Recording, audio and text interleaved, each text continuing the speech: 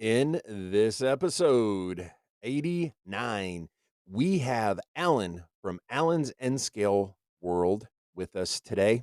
And we're going to talk a little bit about him and his modeling, and we're going to talk about his little side business, side hustle, whatever you want to call it, or whatever he wants to call it.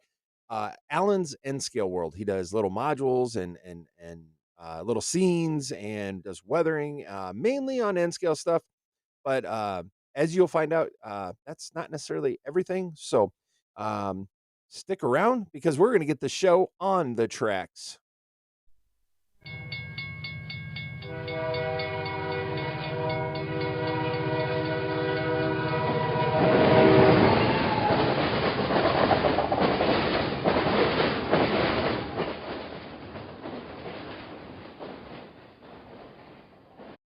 Welcome to episode 89. We have made it this far, and it is an awesome day.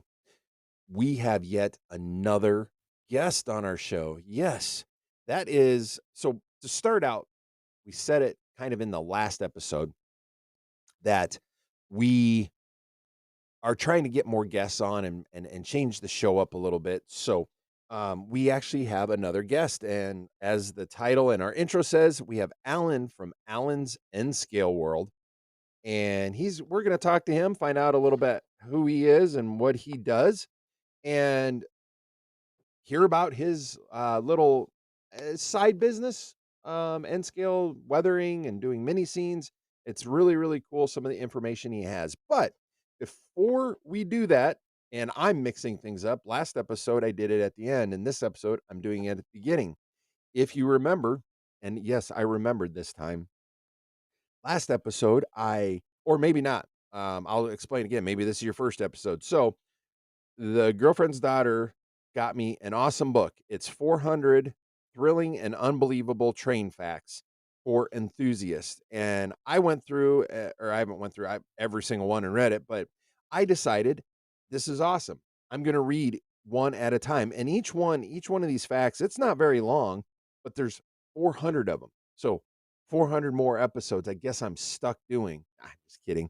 I'm never stuck doing it. I love doing this episode or the podcast. So we're going to start with that, and then we're going to jump into the interview chit chat with Allan. So this one is actually out of the chapter Railroad Operations and Strategies. And I'm just starting each chapter and I'm marking them. I'm just going through 1, 2, 3, but we're only doing one an episode. So this one is, like I said, chapter out of Railroad Operations and Strategies. Precision Scaled Railroading, PSR. Precision Scheduled Railroading is a strategy used by railroads to improve efficiency, reliability, and cost effectiveness by optimizing train schedules, reducing idle time, and streamlining operations. Implemented by companies like CSX and Union Pacific, PSR has revolutionized railroad operations in recent years. So, PSR, Precision Scheduled Railroading, something that you may not have ever heard, but I know I haven't. But having read that, it makes a lot of sense. Um, More efficiency and moving the same amount of freight in more efficient manner. Heck yeah! So, all right, enough talking to me. Let's move into our interview interview and talk with Allan from Allan's N Scale World. So here we go. And we have Allan Zimmerman with us. And Allan, actually, he has his own side business, which we'll talk about here after a while. He's from, you'll never guess, Allan's, great name, by the way, Allan's N Scale World. So, Allan, welcome to our show. It's a pleasure to be here. It's great to have you. So, Allan, why don't you tell us a little bit about yourself? I guess with your hobby and stuff, how long you been model railroading, that kind of thing? Pretty much like anybody else, it started when I was a kid. Growing up, I always seemed to live by railroad tracks, so I was always fascinated with trains that always went by. A friend of my dad's had a small in scale layout. And he's from Denver.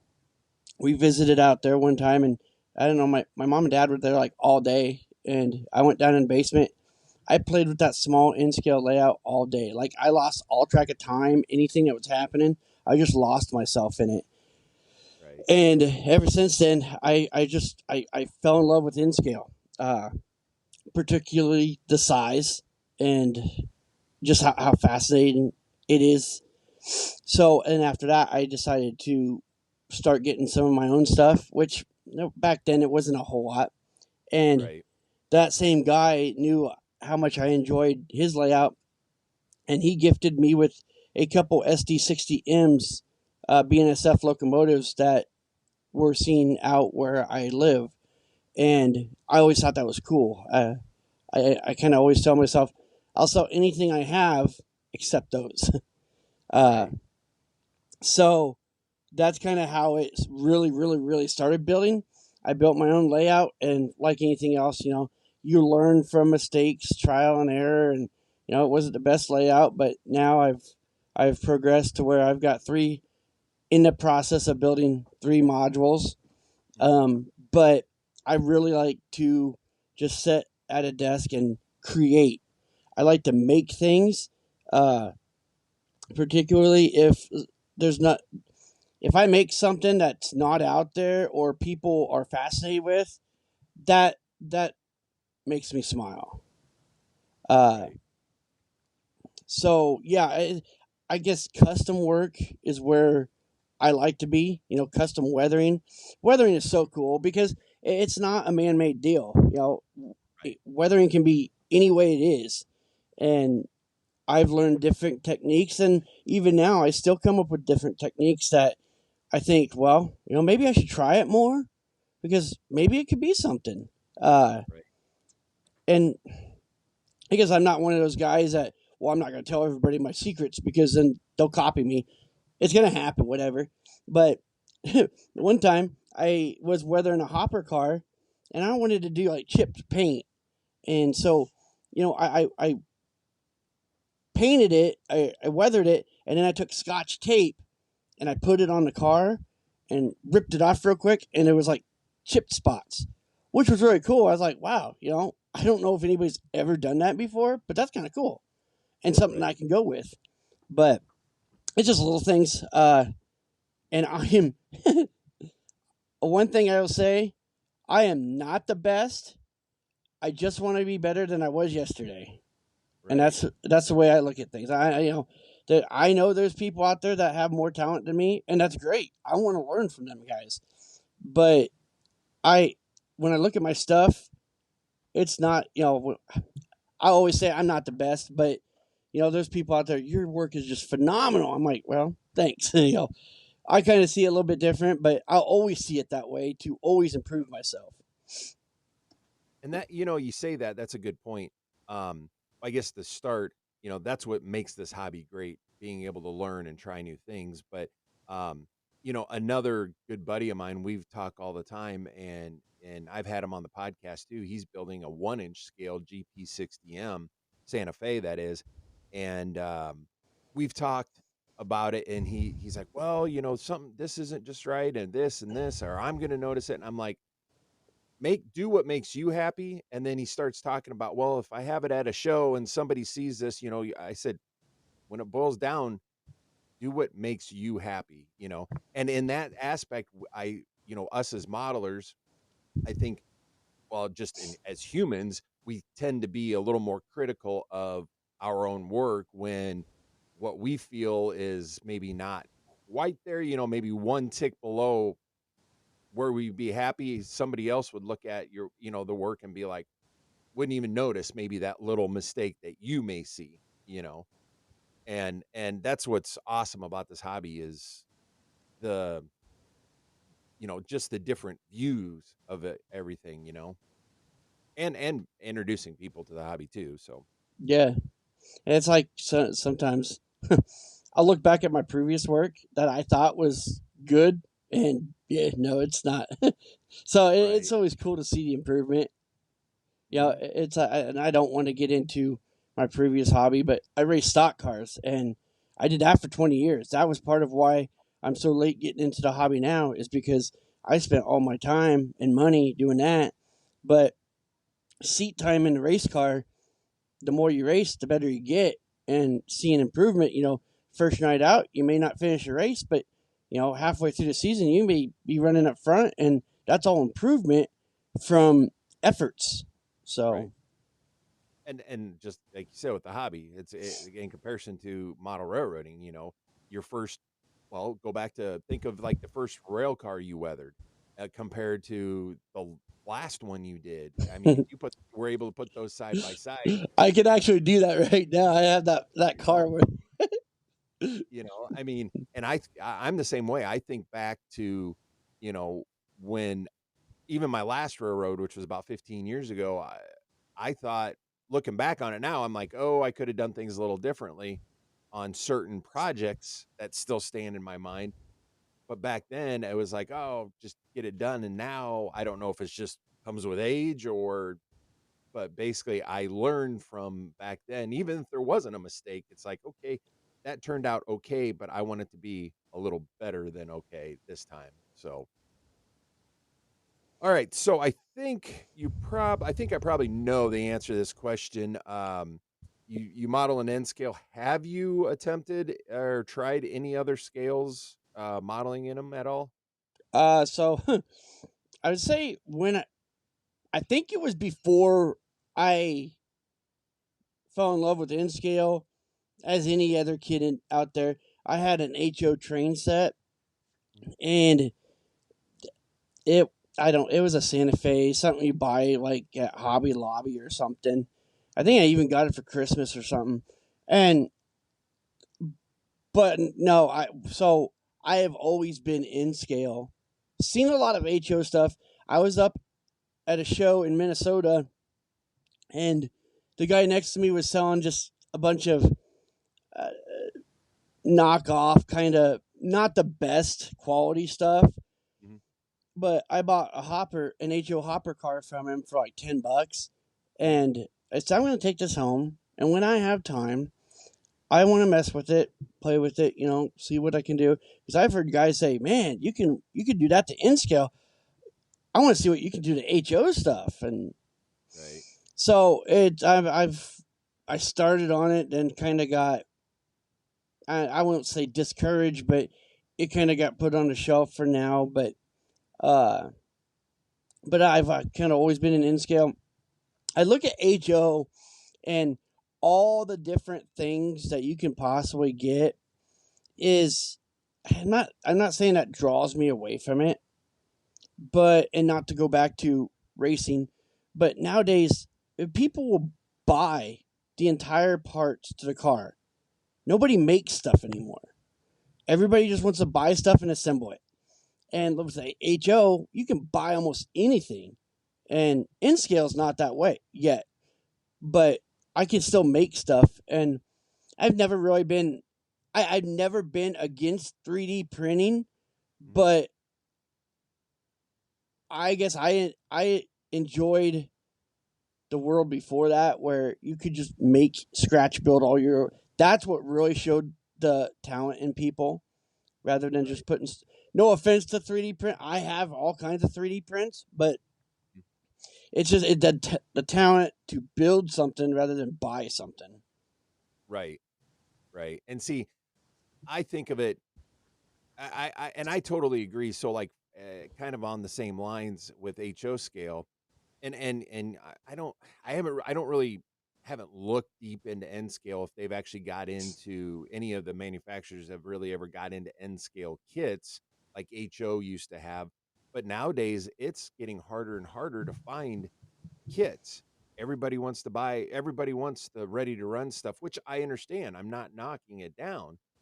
But people like me, I grew up with the Athearn blue box stuff where you open the box and here it was, whether it was 15 parts or 100 parts, you had to build this rail car in.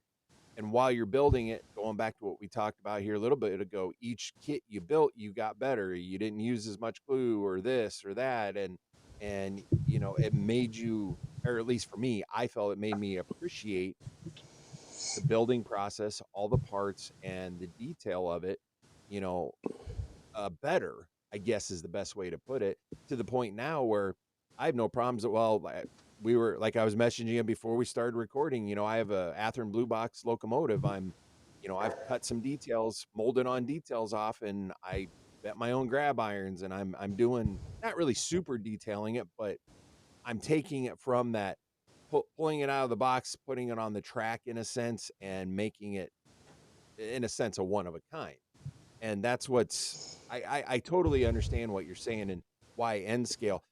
I've done N scale a few times in the past, smaller layouts, like the 2 foot by 4 foot size.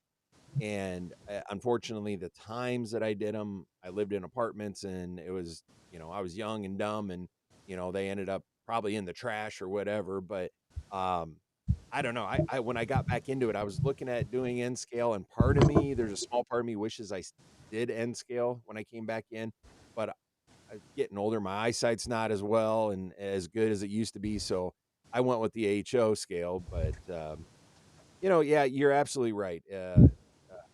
The seems like the desire to want to have that detail is they want the detail already rather than putting a little bit of effort into it to get the detail. Right. Going back to what you just said.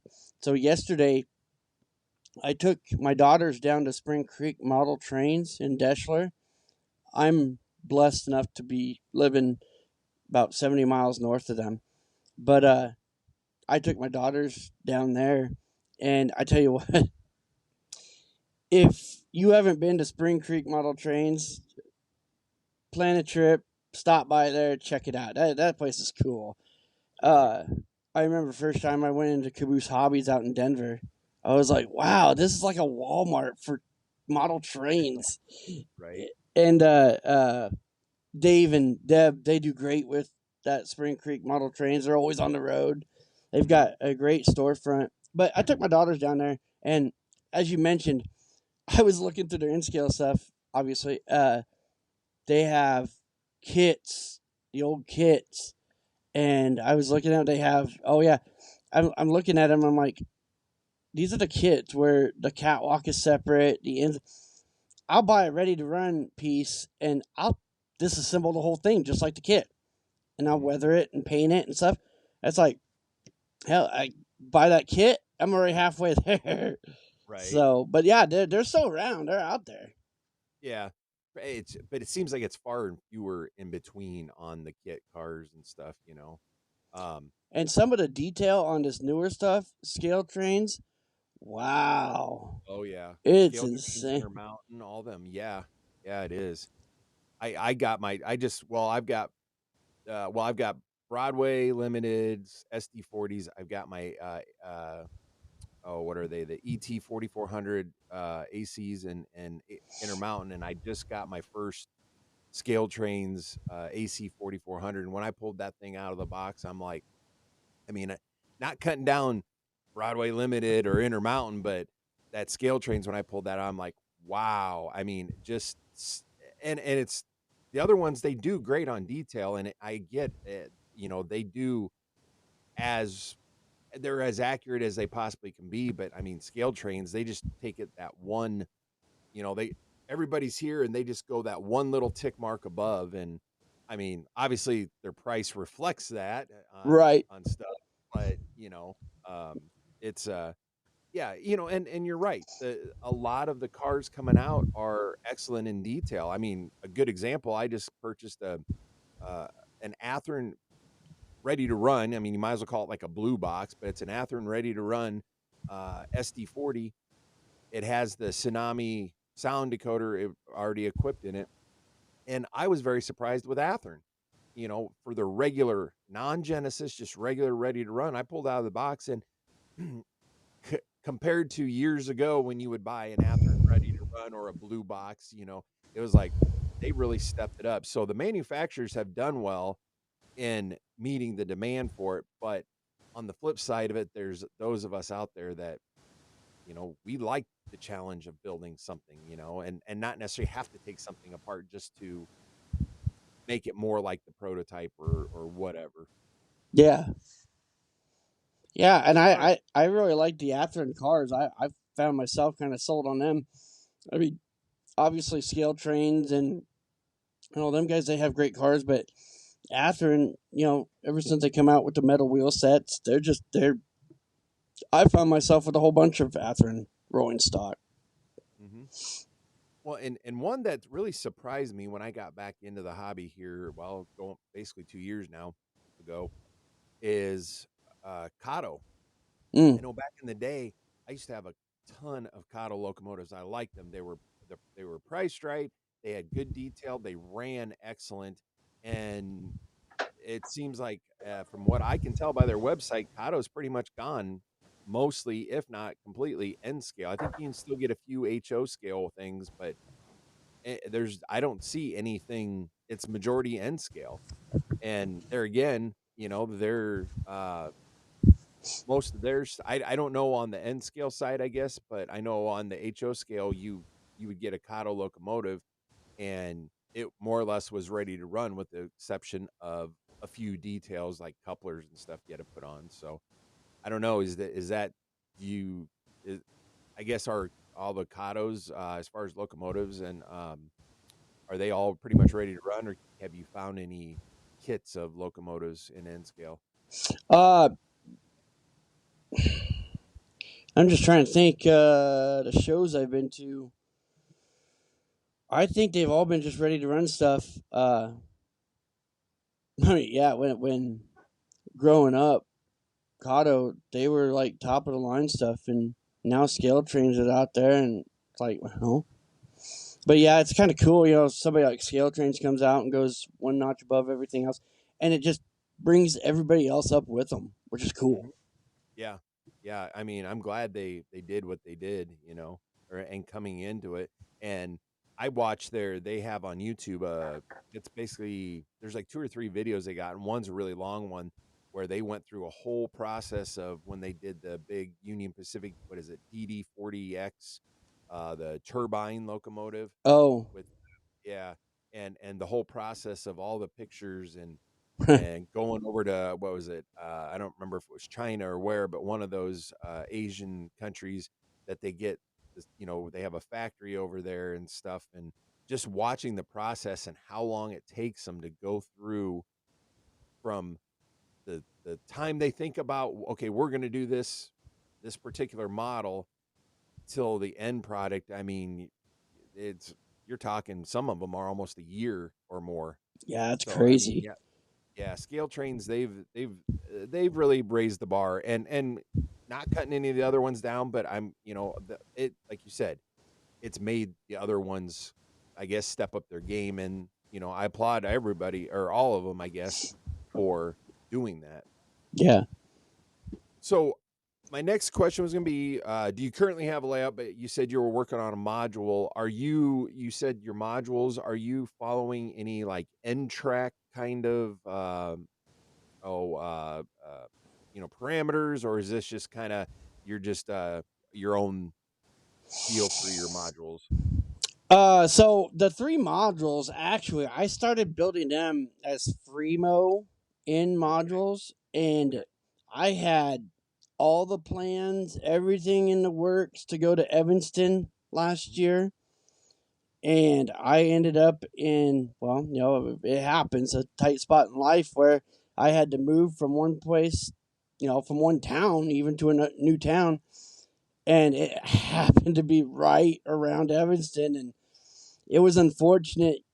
I can't just like back up a little bit and then move.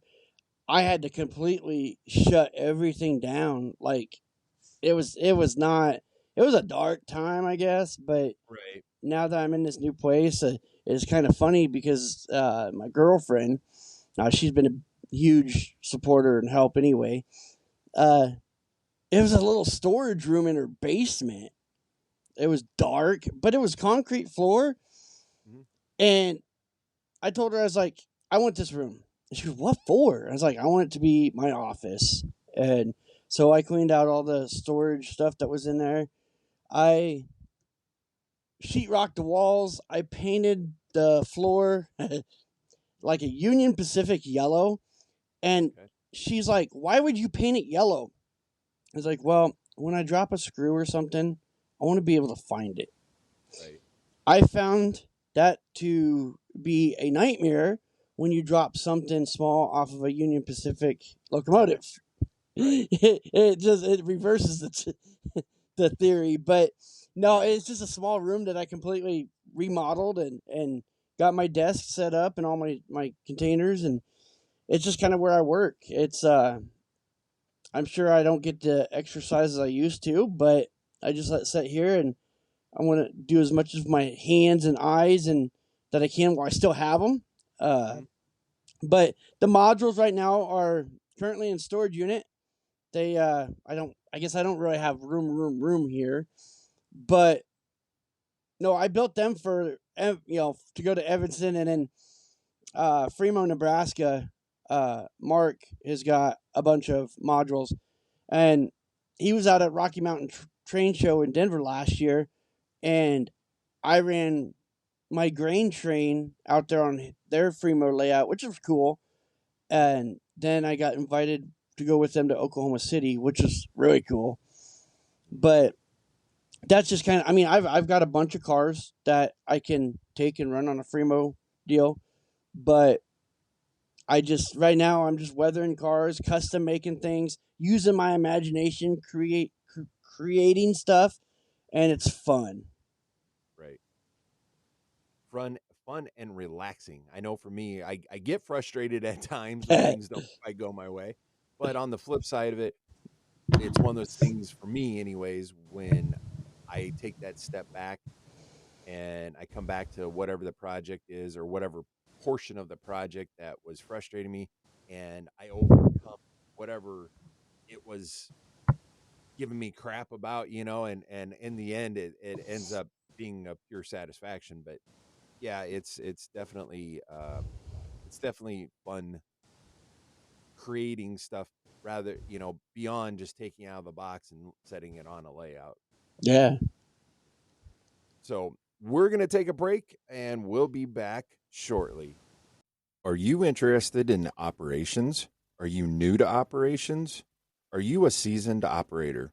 Consider joining the Operations Special Interest Group, or OPSIG.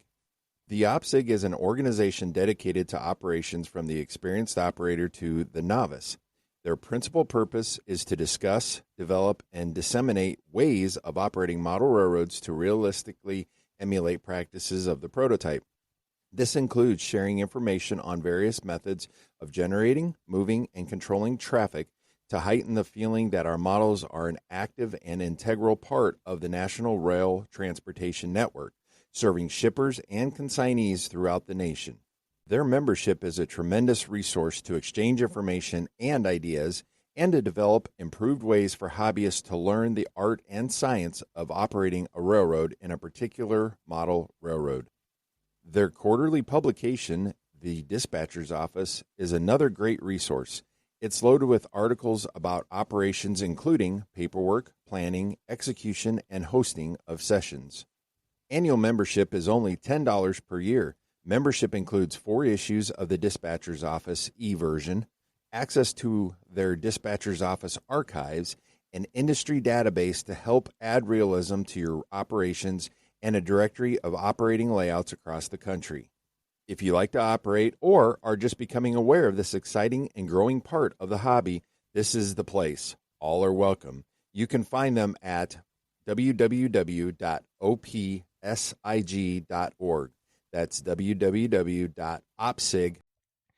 If you are enjoying our podcast, we'd like to invite you to go over to patreon.com/model railroad talk and become a premium supporter over there. All sorts of details over on the Patreon page of ours.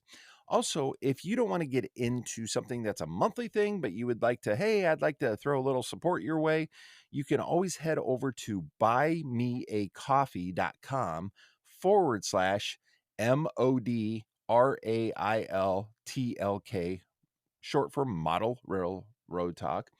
And you can donate as much or as little as you would like without any monthly reoccurring or anything like that. So if you would like to support us, head on over to patreon.com/model railroad talk, or you can head on over to buymeacoffee.com/MODRAILTLK. And to those that have supported this podcast, I want to thank you from the bottom of my heart. And yes, you guessed it. We are back from break and we still have Allan with us. And we're just going to move right in with asking him another question. So, um, on and still being on the personal thing before we get into your Allan's N scale world questions, what is your favorite part about the hobby? So for me, it's creativity. N scale, not everything is out there for N scale as it is for like HO or bigger. The creativity, just coming up with new ideas, handmade stuff that you may see out there that you can't buy in stores. I mean, Right. that's kind of why I like weathering. I know Microtrains and a couple others are coming out with weathered units, but Mm-hmm. weathering is not a man-made deal in real life. It's just kind of how things happen over time, like rust and grime and weathering and age, sunlight.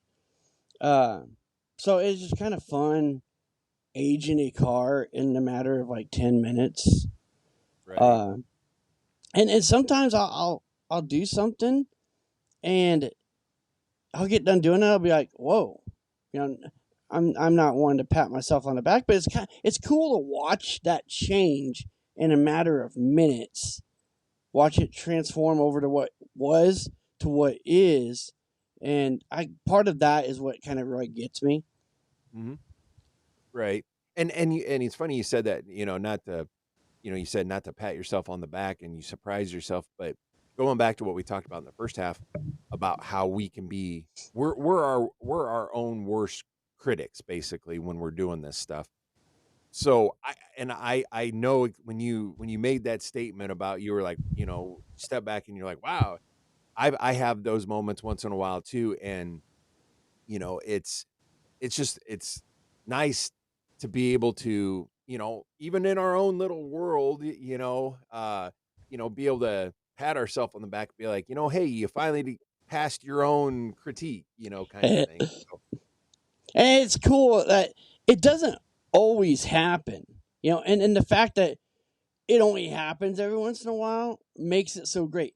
Uh, for prime example, like the penalty shot in hockey, that doesn't always happen, but by God, it's exciting when it does happen. right. Well, and go back a little bit too. And for me, because I'm trying, you said this in the beginning of trying different techniques and stuff, and I know I've got some products that they were first coming out years ago when I was in model railroading before, and I never got into it. Back in the day, I was basically paint, um, alcohol and India ink, and chalks. Well, now they've got those pan pastels, and there's a few other techniques that that's been developed and advertised or put out there, and I'm like, I'm going to try them. So, uh, it's being able to learn from those and try those, and then actually being able to be successful is what makes it fun. So, Yeah. all right, so we're gonna move on. Tell us about your little side hustle, Allan's N Scale World. Let's start with, tell us about that. What got you? Well, first tell us about Allan's N Scale World, and then we'll get into what got you into that. So I kind of got a chuckle. Um, it's as much as it probably should be or seems like it. It's not much of a side hustle. I uh, I was I've had a few jobs over the past years that didn't necessarily work out. Mhm. Uh, for the most part, a lot of it kind of was out of my control, and I'm a firm believer in a higher power, God, and the signs he gives us, and I just kind of felt that I have a talent that I don't want to go to waste. I have success in that. Mhm. I just want to see if I can do that full time. Uh, Right. and the other part is the challenge to make it. Uh, Obviously, if I'm going to do it full time and make a living doing it, I can't always sit at the desk and away from people. I've got to go out to shows, sell my stuff, let Mhm. people know who I am. And thank you for inviting me to this, because this is part of telling people who I am and what I do. But Absolutely. uh, I know here January 18th and 19th, I'm scheduled to go to Dallas Fort Worth area for the biggest show in Texas I've heard, and I'm excited for that. I went to Oklahoma City for their 47th annual, and that was big. But I've someone told me that the Texas show is bigger than that. I'm like, wow, Really? I'm excited. That'll be fun. But it's so it's more of a all in kind of have fun. This is what I've got. Mhm. Uh, so and right now I've got a customer from Philadelphia, and he just kind of come out of nowhere, Mhm. and he says, "Hey, can you build me a 10 car train?" And I said, "Yeah, yeah, I can do that." He says, "I'm from Philadelphia." He says, "I want the grimiest, the most graffitied, just dirty train you can make." And I'm like, "Okay, well, I'm in for this."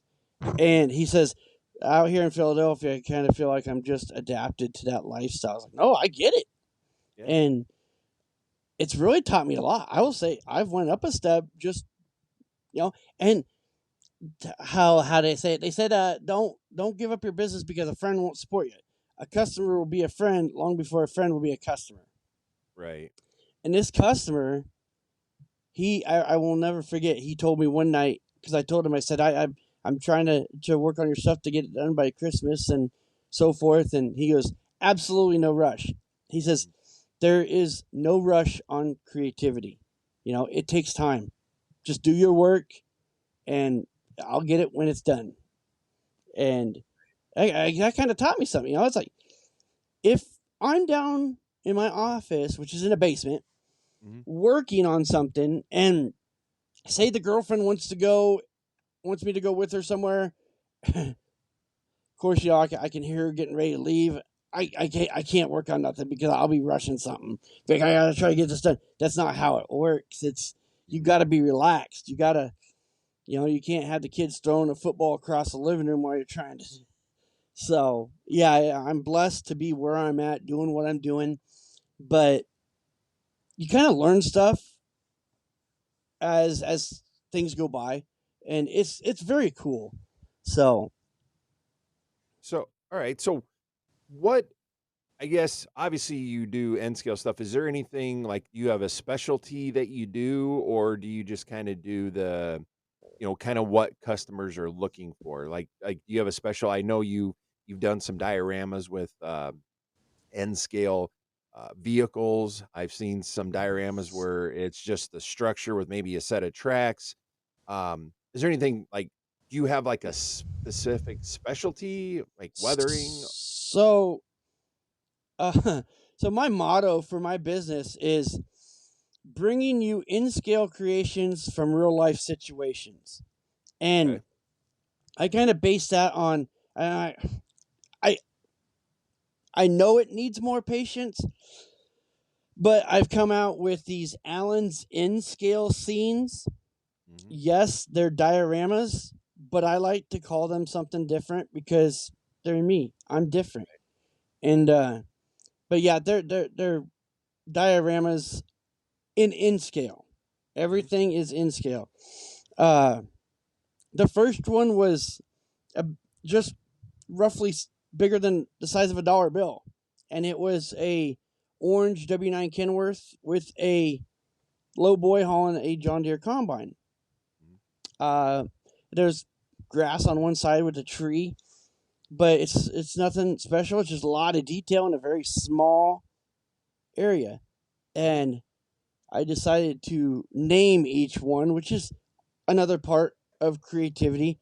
And I named that one Monday in Moline. You know, leaving out Monday morning from Moline with the John Deere combine.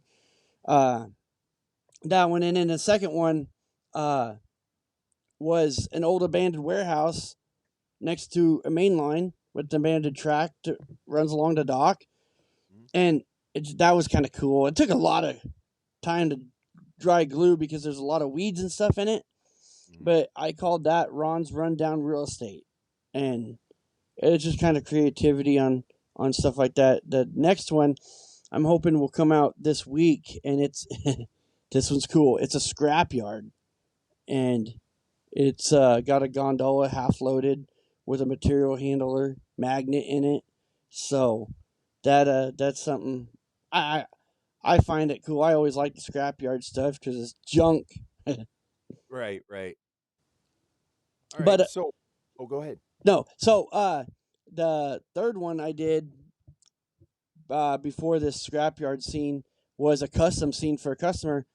He come to me. He was actually my first customer. He says, "Hey, can you do one of my '79 Corvette?" I said, "Yeah, sure." Well, obviously, I knew I was going to have to get a 3D printed image of a '79 Corvette, but I couldn't find one. So I found a '69 style Corvette, and I did not realize how much time and effort I was going to take making a '69 into a '79. But I got some putty and I shaped the back window, and I even painted the shadows of the hood cracks and the headline or headlight pop ups, and turned out really phenomenal. And that guy was so excited. Uh, we took a picture, and doing the newspaper wanted to do a feature story on me. It was just cool. Mhm. So I took a picture with him, and I think that's going to be in the paper with that story. And the it was kind of funny. The guy that was with him came picked it up. He goes, "That's so cool." He goes, "Trust me." He goes, "You're going to get more business." I'm like, "Cool. All right. I'm glad you guys like it." Right. So that's Allan's in scale scenes from Oh, okay. Allan's in scale world. Okay. Okay. Makes sense. Makes sense. I like that. It's catchy.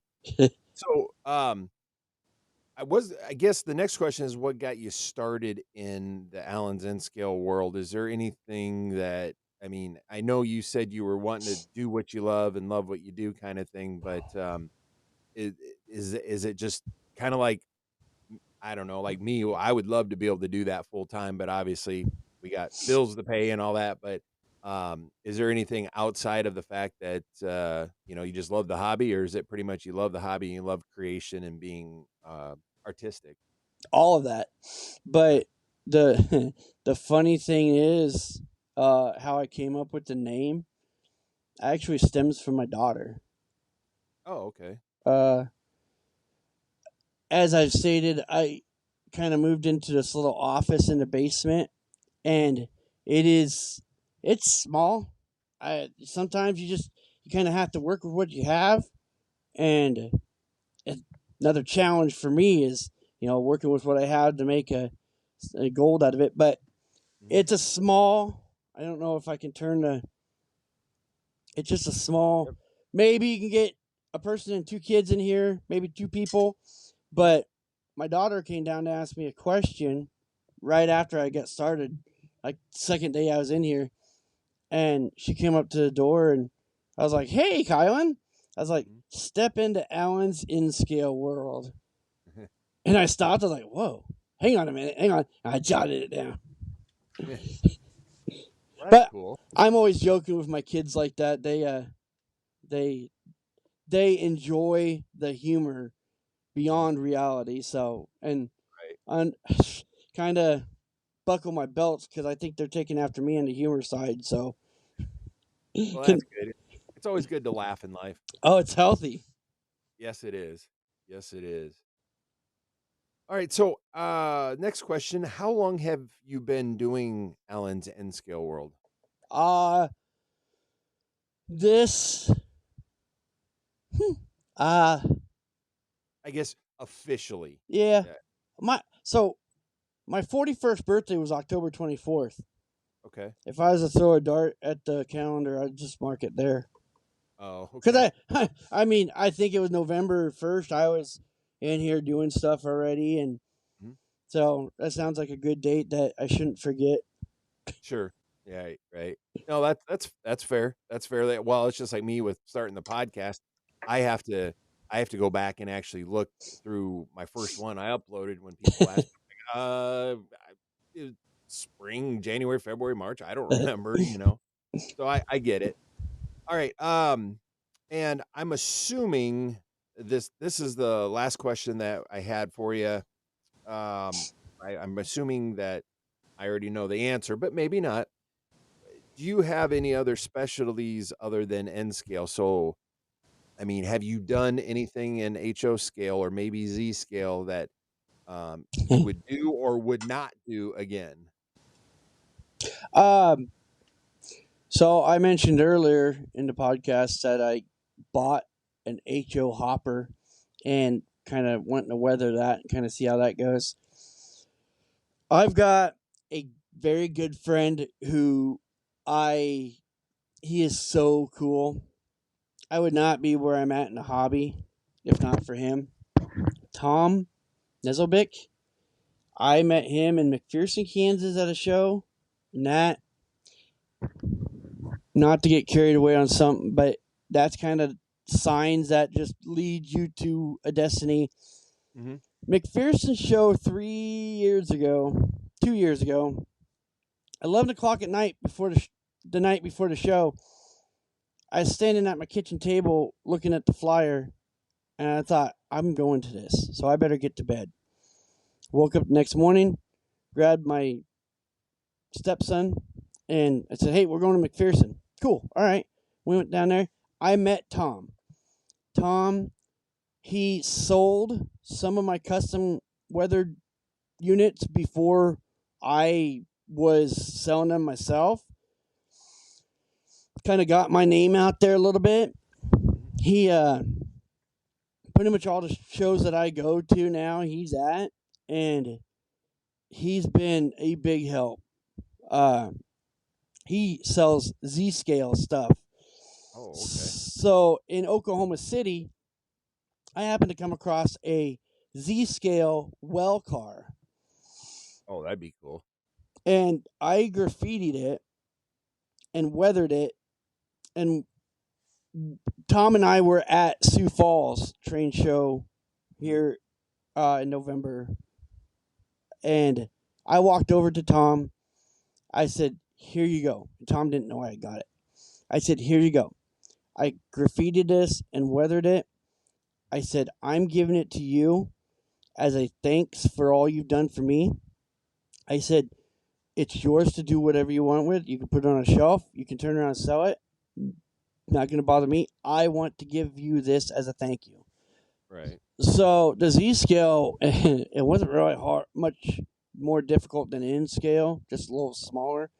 Mhm. HO, I guess I haven't uh, given it a fair enough time, but it's like I don't want to go to HO and then just fully go to HO. Like I love N scale. I've been in N scale for 20 some years. Mhm. It's just I that's where I'm at. That's who I am. Well, and not and this is not meant to cut anybody down, Yeah. but and I'm sure in some of the groups you may have seen it in some of the groups too. I don't know if you're in any like HO scale groups by chance, but I'm in both HO and N, but groups. But I see there are a lot of custom weather builders like yourself in HO scale that I see them either advertising or showcasing their work, which they do amazing work. I'm not no way or shape or form is this about cutting down anybody's work. But it's like then you go to like some of the N scale groups that I'm in, and it's like you don't see as many. I don't know if it's just people aren't showcasing their work as much, or but I just you don't see the people doing custom work beyond their own equipment as it's not as prevalent as it is in HO scale, I guess, is the biggest thing. So, I mean, if that is the case, it's good that the N scalers have somebody like you, and that's willing to do that if it's something that they don't want to try. Maybe, hey, they bought a scale train's car and they don't want to try messing it up, but hey, we'll send it to this guy, what he's doing. Yeah, and so about that is, and this is my theory on how I do things. I thrive to be different. I Mhm. don't want to be that next guy. I don't want to be that guy that people saw yesterday. I want to be the first Allan Zimmerman. Right. Uh so and it's kind of a catch 22. Microscale and Blair Line come out with his graffiti decals. Mhm. And people that don't quite understand model railroading much, they're like, "Oh, that's cool graffiti. Did you do that?" And I was like, "Well, they're decals." "Oh, they're just decals?" I was like, "Yeah, they're just decals, but go ahead and try to put them on." uh, Right. so, like microscale and blur line, they're very popular. But if I like my stuff that I graffiti, it's good.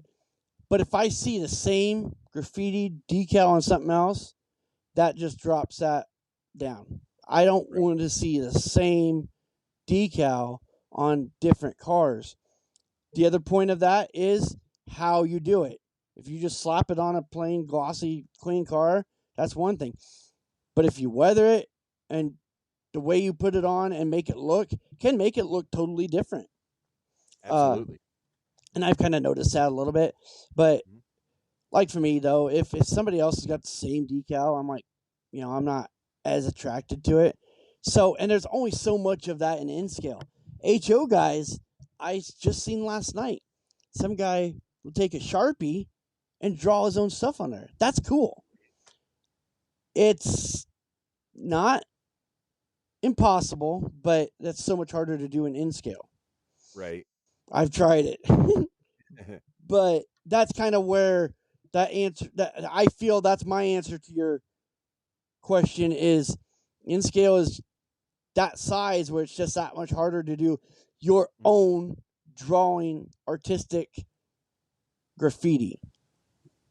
Oh, I would wholeheartedly agree with that because I know I back in the day, yes, I had graffiti decals and stuff, and I the few cars I have graffiti on right now, I did them by hand because I got to looking at all these graffiti things, and you stated, I just don't want somebody to walk in that's been to maybe another layout. Well, that looks like the same graffiti on the car. What are the chances? Yeah, slim to none. If I ever happen to take it to a show, I think I want is somebody to walk up and say, "I've seen it before." So And I totally get it. it's kind of funny. Graffiti is a lot like politics. Oh yeah. You never and not to judge people, but you may think this person's a great person, and then they're a Republican or they're a Democrat. Mhm. But same way with graffiti. One guy would be like, "Oh, I don't want anything to do with graffiti. It's illegal. And then next guy is like, "Oh man, I love graffiti. Can't have enough of it." So I get it either way. I mean, Right. yeah, it's not it's illegal in real life, yeah, but Mhm. like it or love it or not, it's a part of model railroading. Right. Right. And I've seen some of them that have and I trying to be, neutral. I understand where they're coming from, but they're like, "Well, by you doing that, putting graffiti on your rail car, you're promoting illegal activity." How I understand their side of it, but my argument is, how am I promoting it when the general public's not coming down to the railroad and looking at it? So, Right. you're absolutely right. Yeah. It's like All right. Oh, go ahead. no, I was just gonna say it's like RC cars. You got RC car racing. It's like you're trying to promote street racing, and no, Mhm. it's you got to separate the model life to the real life. So, Exactly. Exactly. All right, Alan, any final thoughts you'd like to throw out there? uh, nothing too serious. I've got a whole fleet of in scale semis and trailers. I got some custom made, fully custom made from scratch flatbed trailers. I've got Mhm, low boys and day cabs and sleepers, and I kind of like what the Trainworks guy did with all his stuff. His stuff you can't. I don't even think half the stuff even makes it to shelves. mhm, But I I used to truck. I truck driver. I'm a former race car guy. I motorsports. mhm. I always laugh race cars and rails. Yeah. But nope, I'm just a lot of fine details and custom weathering. Mhm. Uh, February 2nd, I have my first seminar booked for weathering. That's at Toy Toy Trains and Soldiers in Lincoln, Nebraska. It's on Okay. Sunday, February 2nd at 3 p.m. That'll that'll be cool to do. My daughter made me laugh last week. She was messing with my airbrush, and I kind of, I don't know, I said something, and of course, my kids know that I swear. Mhm. And I said a bad word, and she goes, "Now, Dad, if you're going to be teaching older people how to do this, you can't cuss at them." And I'm like, "You're right. I got to get better at this." Right. Oh, I understand. That's kind of the same way I am with the podcast. I have to flip the switch on and off. I myself am a former truck driver, 17 years. Now I've been wrenching on trucks for 7, 8 years now, so yeah, I understand that. Um, so before we, end this, why don't you tell people how they can get a hold of you and see your work? Yeah. Well, I'm on Facebook. Uh, if you look up Allan's In Scale World on Facebook, that you can message me on there. Or my email is allansinscaleworld at gmail.com. You can message me there. Uh, I know Facebook may say I'm very responsive to messages, but when I'm weathering, if things aren't going really smooth, I take extra longer breaks. Um, for instance, last night things were going really well. I don't think the girlfriend likes it when things go really well because I stay up all night. When things are going well, I don't want to stop. Right. And so you can message me on Facebook at Allan's In Scale World, or send me an email, allansinscaleworld at gmail.com. Either Okay. one of those, and I'll get it and certainly get back to you. If you want any custom work done, feel free to ask me. I just got a message earlier this morning about a guy asking me if I do O scale stuff. It's like, well, I can do anything except graffiti to real cars in real life. I don't like to do that. But Right. so I mean, yeah, I feel I can do anything. It's just, yeah. So those are the two ways to get a hold of me, one or Okay. the other. So Sounds good. Well, there you have it, folks. Another great episode. Uh, Good conversation with Allan of Allan's N Scale World. Sounds like he's on to some good stuff there. I have seen his work on his Facebook page and some of the groups that I've been in that he has shared, and amazing work. So if you are on Facebook, I highly recommend you go look up his page, Allan's N Scale World, and take a look at the work he is doing. It is absolutely amazing. And like you said, that's Facebook at Allan's N Scale World, or you can email him at Allan's Allens N Scale World at gmail.com. So, or if you'd like, you can just email us and we can move we can forward it on, whatever. We're happy to help out. I want to thank you for listening to this episode. Remember, you can reach out to us at modelrailroadtalk at gmail.com, or you can go to our Facebook page. Guess what? www.modelrailroadtalk.com. or head on over to YouTube, our YouTube channel, Model Railroad Talk, and give us a subscribe over there. You can watch our videos and the audio podcast that you're listening to on probably something else is actually now being distributed on YouTube as well. So we finally got that set up. And I will say TikTok, but I don't know how much longer TikTok's going to be around, but we are on there under Model Railroad Talk. If it doesn't get taken away, we're going to step up our game with videos there. So thank you, thank you, thank you for listening, and please support our smaller people that are doing great work out there in their modeling, and please support people like Allan, and that's what keeps the hobby going. So thank you for listening, and always remember, keep those trains on the tracks.